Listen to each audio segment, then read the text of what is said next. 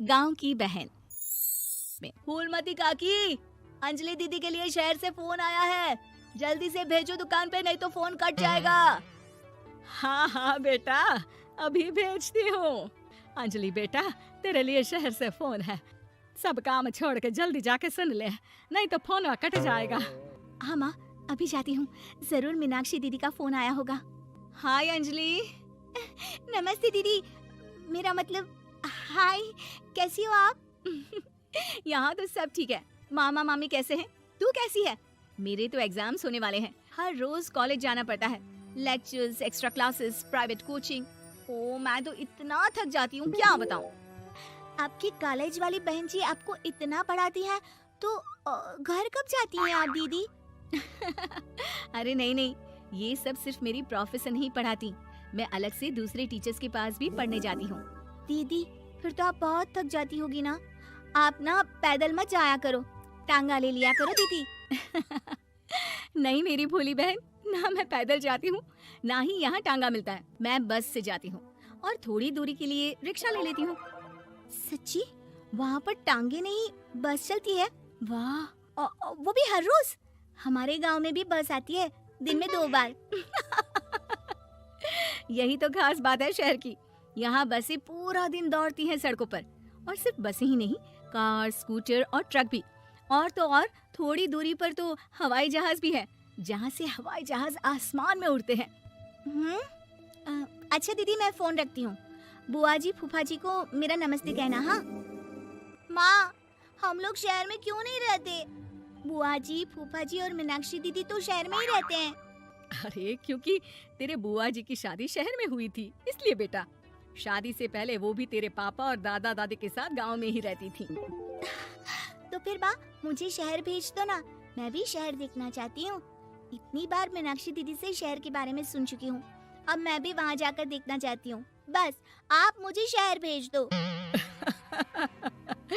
ठीक है, इस बार गर्मियों की छुट्टियों में कुछ दिन रह आना शहर, अपनी बुआ के घर। अब तो खुश ना? हाँ माँ, बहुत खुश। आप देखना मैं शहर जाके कितने मजे करती हूँ। अंजलि अगले दिन स्कूल जाती है और वहाँ अपने सारे दोस्तों को अपने शहर जाने की बात बताकर चिढ़ाती है। अरे श्रद्धा, शीतल, सरोज, तुम लोग इन गर्मियों की छुट्टियों में कहाँ जा रही हो? एकादशी वाले गांव के मेले में। हम तो दूसरे गांव में नानी के घर जाएंगे, उनका घर नहर के किनारे है, बड़ा मजा आएगा। हम इस बार कहीं नहीं जा रहे, बल्कि हमारे घर में रहने के लिए मेहमान आएंगे। और तू? अरे मेरा क्या है, मैं तो बस पास वाले शहर जा रही हूँ, अपनी बुआ जी के घर, वहीं रहूंगी कुछ दिन। तुम लोग चिंता मत करना, मैं चिट्ठी लिखूंगी तुम सबको वहाँ से। पापा मुझे तो चक्कर आ रहे हैं, जी घबरा रहा है। बेटा, शहर आने की जिद भी तो तूने ही की थी, अब पहली बार बस में चढ़ी है तो यही होना था, भुगतो अब। अरे मामा जी, अंजलि, आप लोग आने से पहले बता तो देते, मैं लेने आ जाती बस स्टैंड तक। आओ आओ भैया, आओ बेटी अंजलि। माँ बुआ जी कैसे हैं वहाँ, और भाभी कैसी हैं? सब ठीक है, बस अंजलि जिद कर रही थी कुछ दिन आप लोगों के साथ रहने की, सो छोड़ने आ गया। दीदी, आप मुझे शहर घुमाने ले जाओ ना, मुझे भी शहर देखना है। हाँ हाँ चल, तैयार हो जा जल्दी से।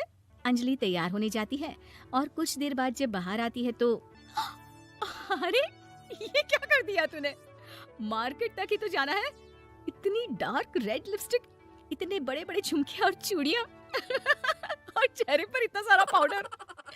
मेरी बहन, ऐसे नहीं चलेगा, जा और ये सब हटा के आ। अरे कैसे, क्यों?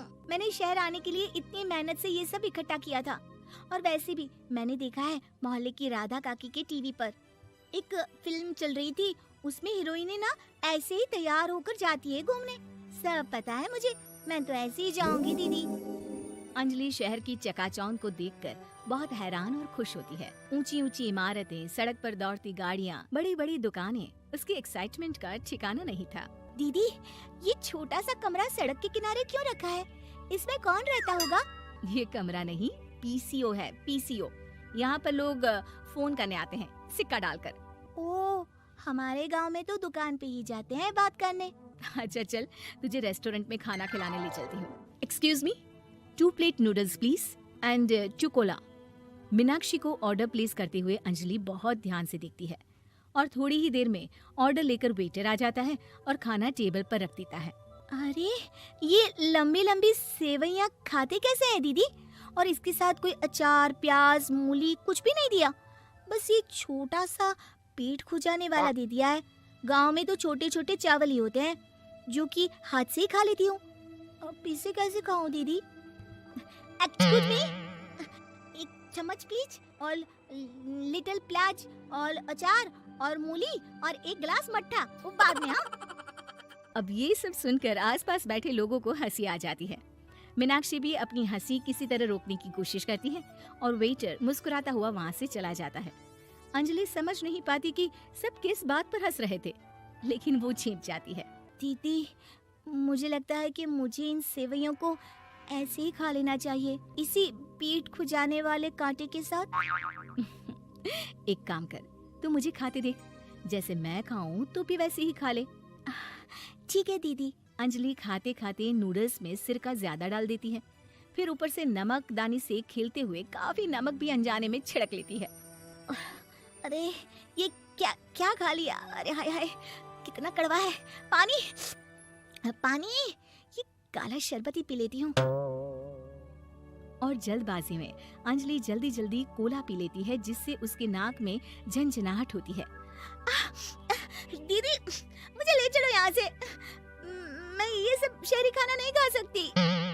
अब शर्म के मारे मीनाक्षी अपनी बहन को वापस घर ले जाती है और कहती है कि देख अंजलि, माना कि शहर और गांव एक दूसरे से बहुत अलग है, लेकिन इसका मतलब ये नहीं कि हमेशा शहर ही बेहतर हो और उस वजह से हमें वो सब करना पड़े जो हम नहीं कर सकते। शहर में सहूलतें तो हैं ही, पर चुनौतियां भी हैं। हम जहाँ भी रहें, हमें कभी अपने आप को कम या ज्यादा नहीं समझना चाहिए। और किसी भी नई जगह में ढलने में समय लगता है, उसके लिए तुम्हें दूसरों की नकल करने की कोई जरूरत नहीं है। बेटा, घूम लिया शहर या अभी और घूमना है? नहीं पापा, मैं अपनी गलती समझ गई हूँ, आप गांव ही ले चलिए मुझे।